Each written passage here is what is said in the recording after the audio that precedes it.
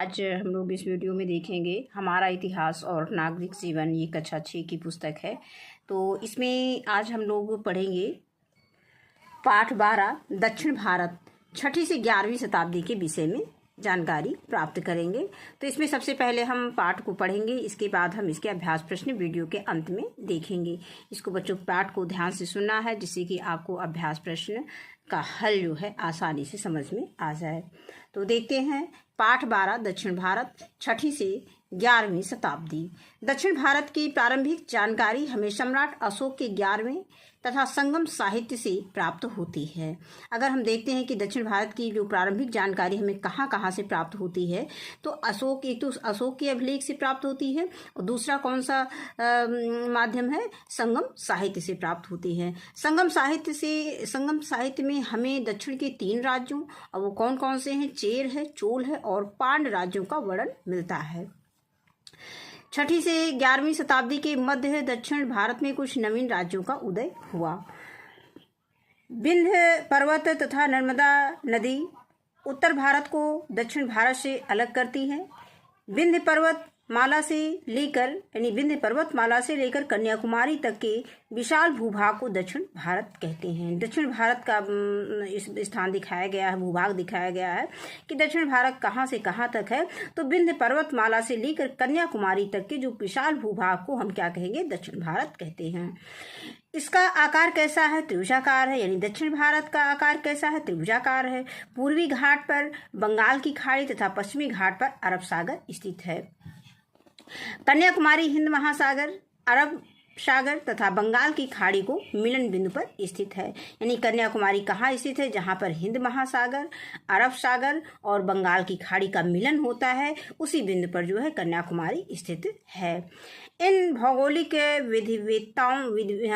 विविधताओं के बीच 6ठी से 11वीं शताब्दी के मध्य राष्ट्रकूट, चालुक्य, पल्लव तथा चोल वंश का उदय हुआ। इन राज्यों में न केवल दक्षिण भारत अपितु उत्तर भारत की राजनीतिक व्यवस्था को भी प्रभावित किया।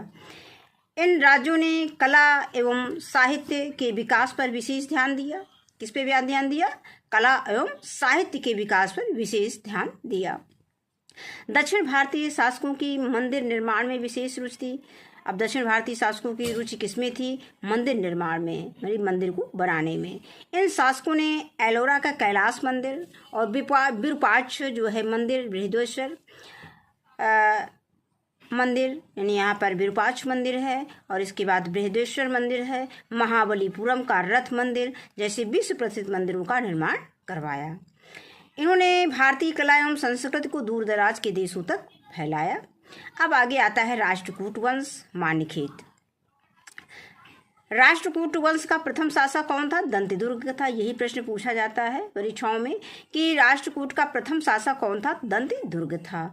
इन्होंने अपनी राजधानी मान्यखेत को बनाया। किसको बनाया? अपनी राजधानी मान्यखेत को बनाया, जो आधुनिक सोलापुर महाराष्ट्र के निकट थी। दंतिदुर्ग के बाद कृष्ण प्रथम शासक बना। दंतिदुर्ग के बाद कौन शासक बना? कृष्ण प्रथम बना। कृष्ण प्रथम ने एलोरा का प्रसिद्ध कैलाश मंदिर का निर्माण कराया। तो प्रश्न यही से आता है कि एलोरा का प्रसिद्ध कैलाश मंदिर का निर्माण किसने कराया? तो दंतिदुर्ग ने कृष्ण प्रथम ने करवाया था। यानी कृष्ण प्रथम ने एलोरा का प्रसिद्ध कैलाश मंदिर का निर्माण कराया।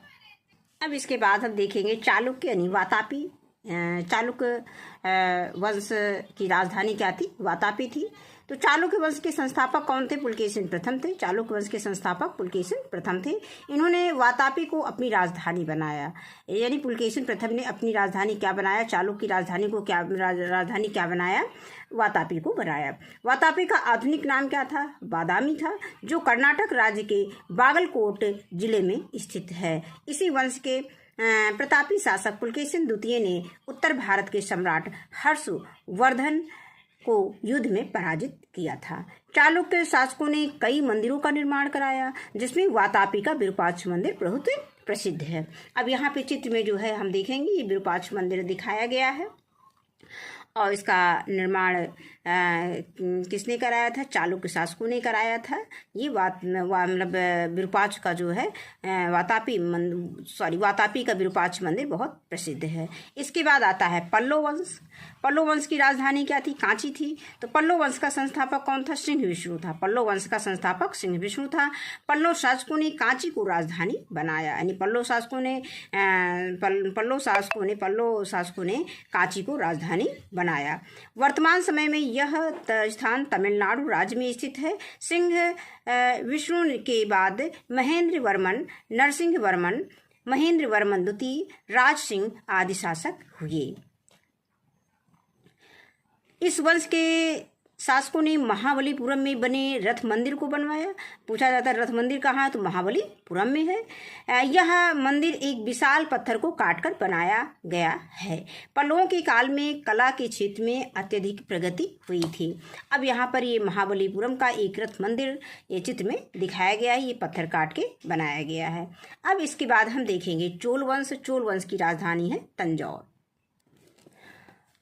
चोल वंश तंजौर। चोल वंश का प्रसिद्ध वो प्राचीन राजवंश क्या था? चोल वंश एक प्राचीन राजवंश है।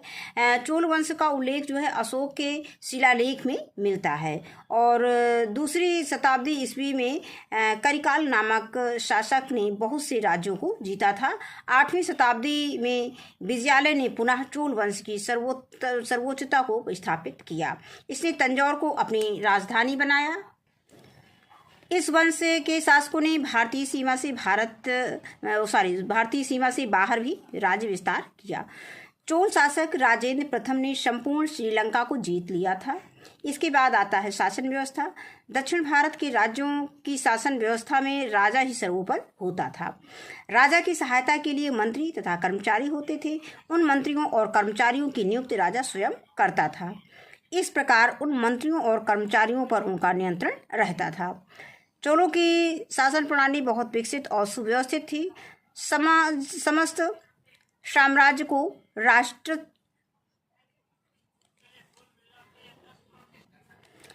कहते थे।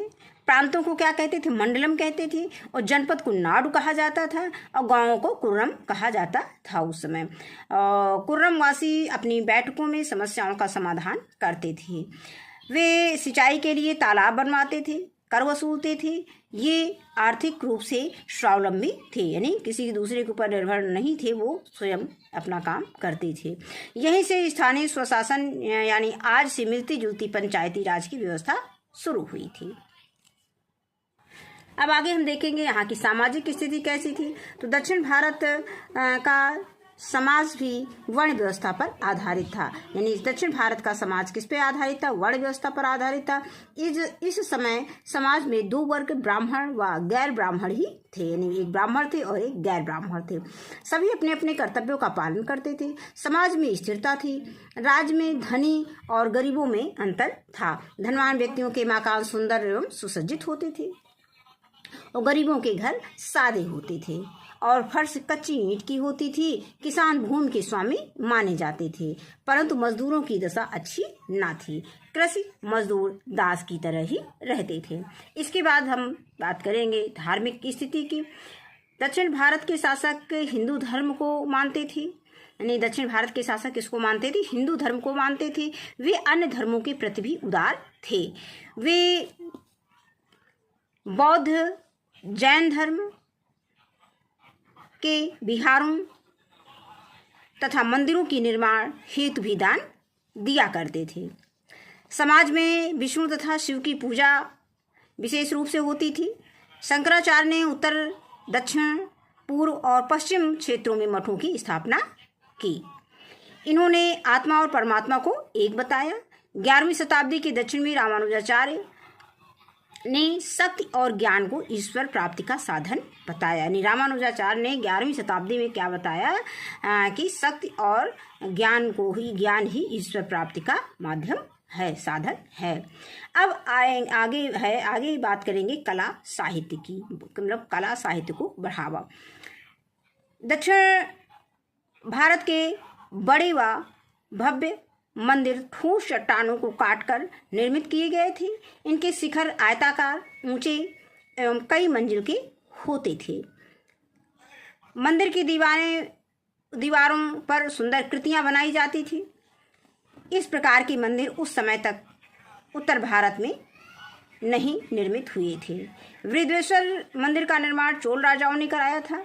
यह 14 मंजिला ऊंचा है, यानी जो वृद्धेश्वर का जो मंदिर है जिसको चोल ने बनवाया था, चोल राजाओं ने जिसको बनवाया था, वो 14 मंजिल का है। इस समय की मूर्ति कला भी बहुत विकसित थी। इस समय मतलब इस मंदिर में धातु की बनी नटराज की सुंदर मूर्ति स्थापित है। यहाँ पे ये चित्र में देखिए नटराज की मूर्ति दिखाई गई है और इधर जो है ये वृद्धेश्वर का मंदिर दिखाया गया है चित्र में। अब हम आगे देखते हैं साहित्य की प्रगति। दक्षिण भारत के राजा शिक्षा और साहित्य के प्रेमी थे। वे दक्षिण भारत में संस्कृत व तमिल के अलावा अन्य स्थानीय भाषाओं जैसे कन्नड़ की भी पर्याप्त उन्नति हुई। पल्लव शासकों के समय में संस्कृत भाषा की विशेष उन्नति हुई। कांचीपुरम पल्लवों की राजधानी होने के अलावा तमिल और संस्कृत के अध्ययन का भी केंद्र था। महान संस्कृत कवि दंडी पल्लव राजा नरसिंह वर्मन द्वितीय की राजसभा में थे। यानी दंडी कहाँ थे? दंडी जो है ये जो संस्कृत के कवि थे, यानी महान संस्कृत के कवि कौन थे? दंडी थे। और दंडी किसके शासनकाल में थे? पल्लव राजा नरसिंह वर्मन द्वितीय की राजसभा में ये थे।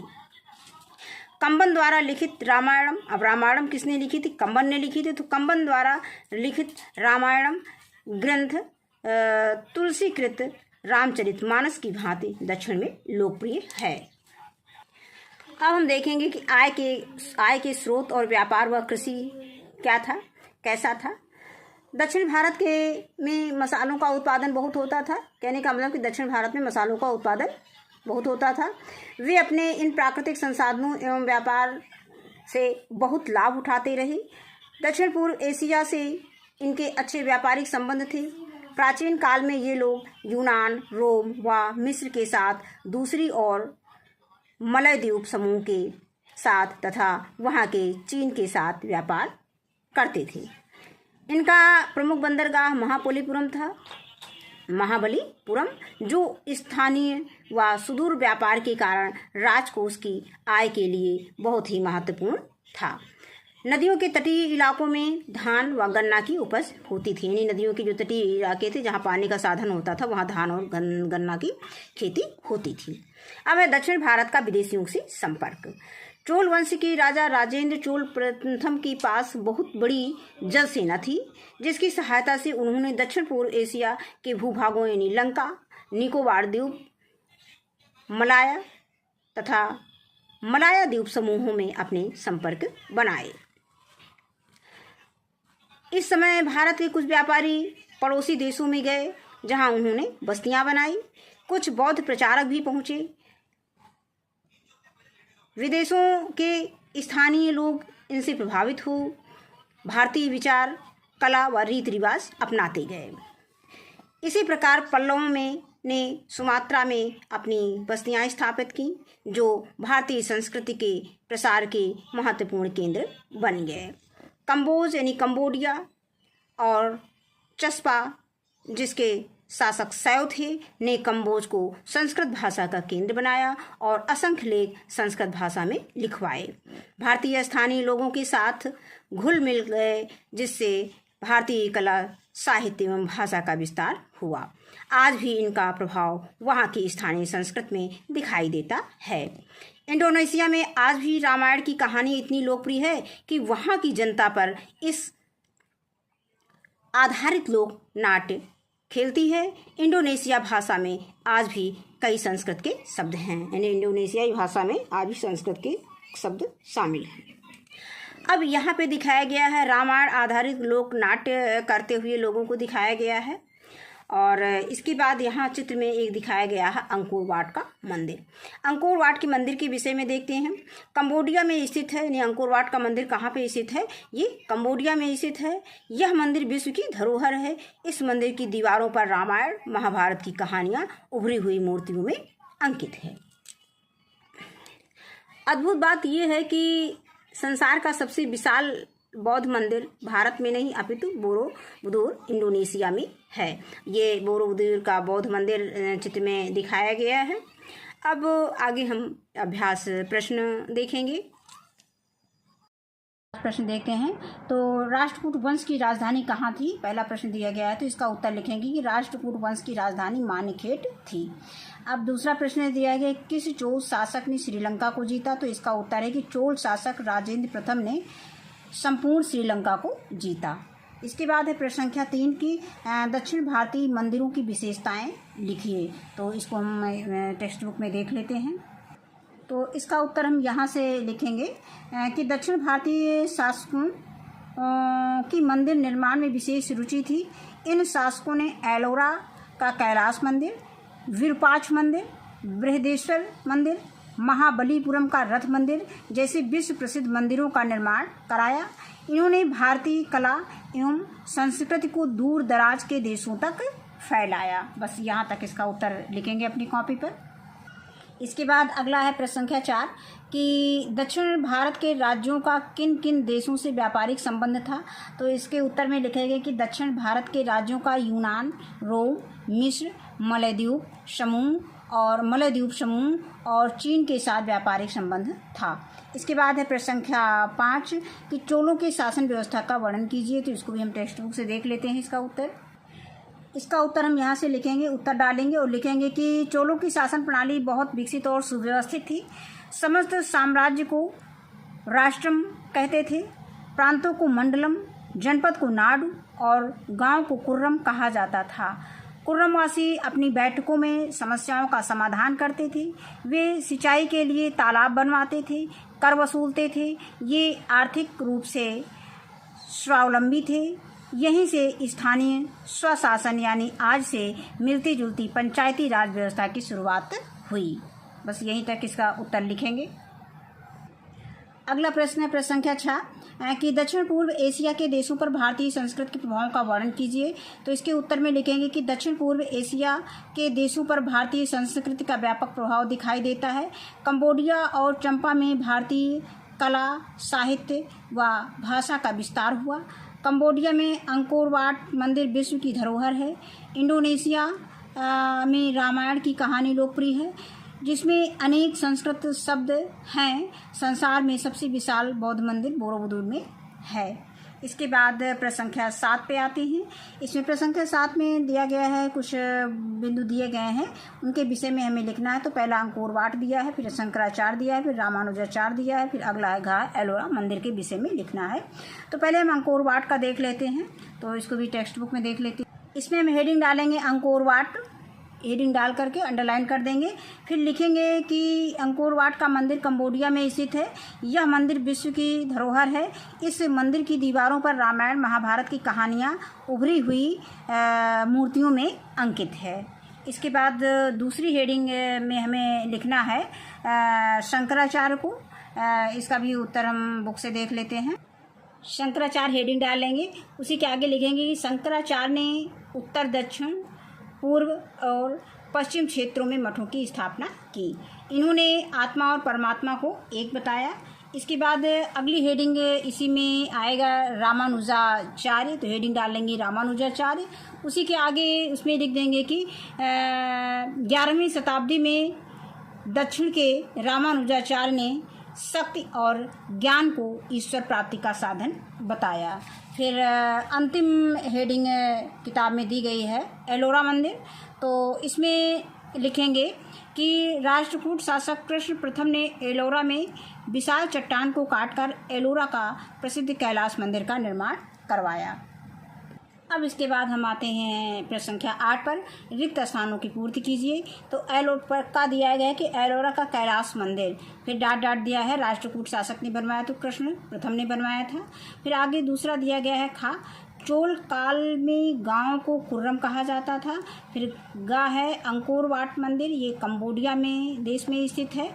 और फिर आगे है घा, पल्लव शासकों ने रथ मंदिर यानी रथ मंदिर का निर्माण करवाया था। तो यहाँ हम केवल रथ लिखेंगे, मंदिर लिखा हुआ है।